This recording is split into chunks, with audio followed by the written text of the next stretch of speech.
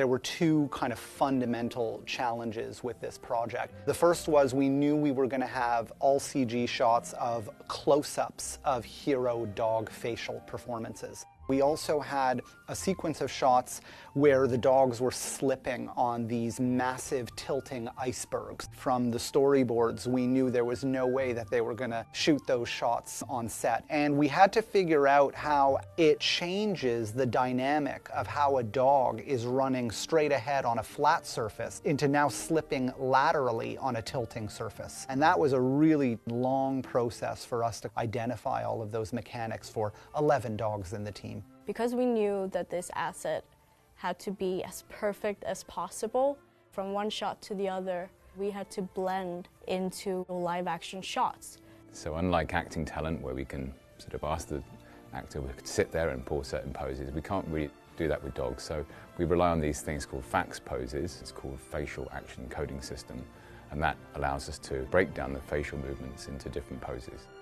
The FACS setup was developed by taking in consideration all the muscle groups in the face and taking a look which muscle trigger each shape.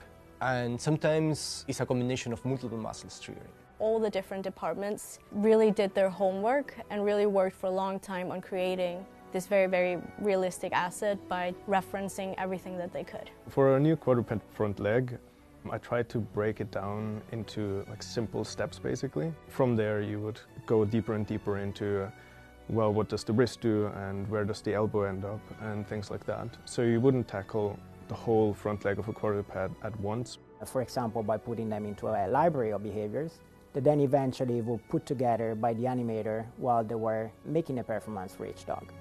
If we didn't have a process that was as efficient and practical as this one, we wouldn't have been able to get out our work in time. The build of the dog wasn't approved until animation had a play with it and until CFX did CFX on top of our animation. Each department is contributing only certain amounts of work before we agree to move it forward. Because we knew that this asset had to be as photorealistic as possible and move as realistically as possible, it was essential that the asset itself was developed in a feedback loop between those three departments. Much like a puppeteer would take a puppet from a puppet maker. They make an animation performance, and once they've got a performance they're happy with, we'll apply much finer detail to skin simulation or fat simulation, fur simulation.